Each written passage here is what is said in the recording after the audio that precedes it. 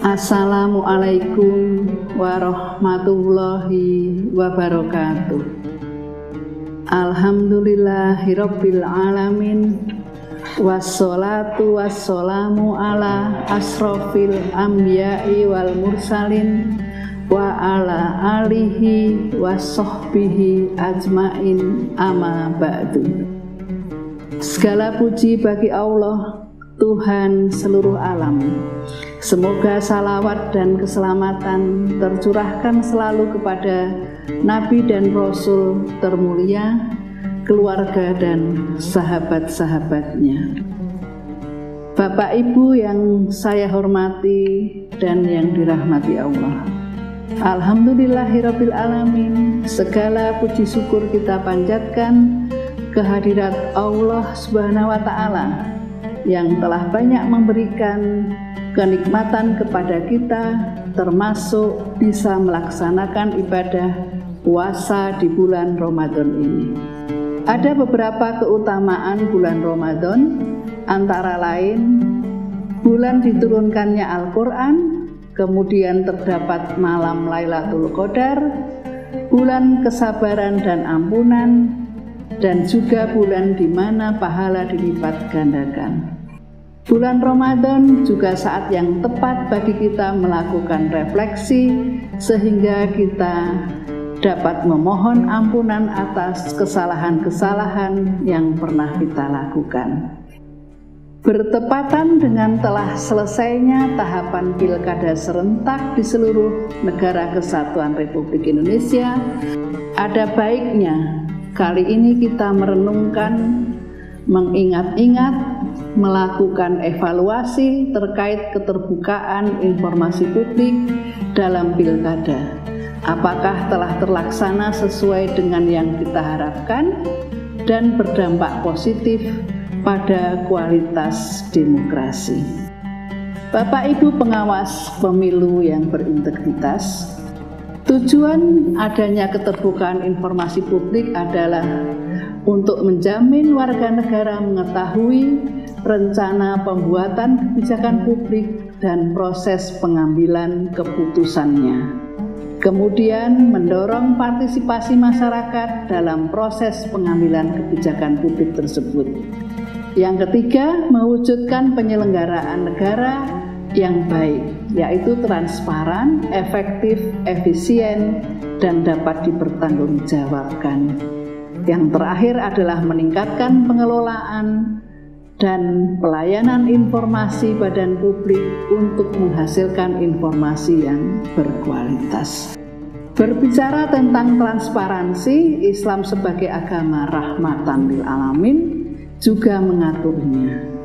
Transparansi dalam Islam adalah prinsip kejujuran, keterbukaan, dan ketersediaan informasi dalam semua aspek kehidupan. Hal ini tercermin dari sifat sidik, yaitu jujur, kemudian amanah, dapat dipercaya, dan juga tabligh atau menyampaikan. Semua ini dapat diaplikasikan pada penyelenggara negara atau badan publik. Sebagai contoh, dikatakan dalam Quran Surat Al-Baqarah ayat 282, Allah memerintahkan agar ketika kita melakukan hutang piutang ada catatannya atau administrasinya, juga agar disertai dengan saksi.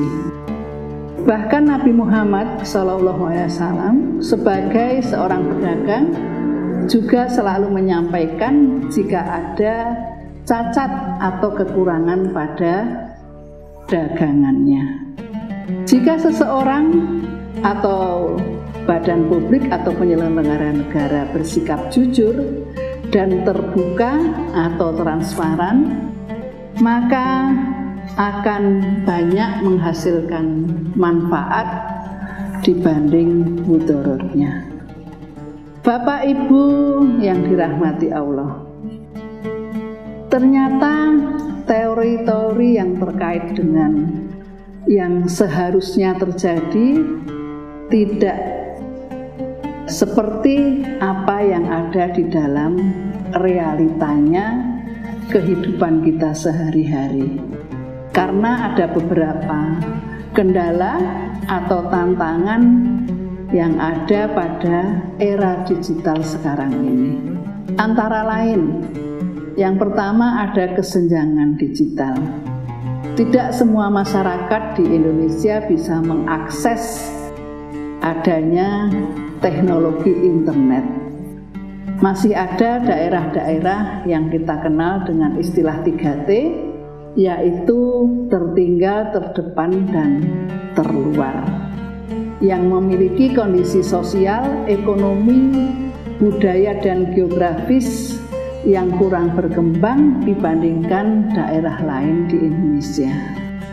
Yang kedua adalah misinformasi, yang termasuk di dalam ini adalah hoaks dan ujaran kebencian. Masih banyak ada berita bohong sehingga masyarakat harus melakukan cek fakta terlebih dahulu sebelum mempercayai adanya sebuah informasi atau berita khususnya di medsos. Bapak Ibu pengawas pemilu, di sini apa-apa yang seharusnya terjadi pada keterbukaan informasi publik harus dilihat kembali. Apakah semua itu sudah bisa dilaksanakan, dilakukan oleh Bapak Ibu di tempat di mana Bapak Ibu bertugas sesuai tingkatan masing-masing. Jika memang sudah terlaksana, seseorang atau anggota masyarakat ketika mengklik tentang hasil pengawasan diharapkan bisa mendapatkan semua informasi tersebut. Demikian juga dengan informasi terkait dengan hasil tugas selama pengawas pemilu melakukan pengawasan terhadap seluruh tahapan pilkada serentak yang lalu. Kemudian Bapak Ibu sekalian, ketika ada kendala tentu diharapkan ada solusi atau jalan keluarnya. Solusi itu diharapkan bisa meminimalisir adanya kendala-kendala tersebut. Selain tadi saya sebutkan ada misinformasi, juga ada terkait dengan keamanan data, kemudian juga ada istilah filter bubble, informasi yang diterima dapat difilter berdasarkan preferensi pribadi, dan masyarakat dapat merasa kehilangan kepercayaannya terhadap informasi yang diterima. Adapun upaya-upaya atau solusi yang bisa dilakukan antara lain adalah dengan melakukan literasi ataupun pelatihan, edukasi kepada masyarakat, bagaimana cara mengakses dan menyaring informasi secara kritis, dan kemudian juga melakukan penguatan regulasi di penyelenggara pemilu ataupun pilkada, khususnya di Badan Pengawas Pemilu terkait dengan keterbukaan informasi publik. Bapak Ibu sekalian, keterbukaan informasi dalam pilkada bukan hanya kewajiban penyelenggara pemilu, tetapi juga hak bagi warga negara atau masyarakat. Dengan informasi yang transparan, diharapkan ada kejujuran dan amanah yang dilaksanakan sehingga akan meningkatkan kualitas demokrasi kita. Dari Bawaslu menuju KPU, melewati Bundaran HI, jika ada ruang dan waktu, insya Allah kita berjumpa lagi. Subhanallahumma wa bihamdika, astaghfiruka wa atubu ilaih. Alhamdulillahirabbil alamin. Akhirul kalam. Assalamualaikum warahmatullahi wabarakatuh.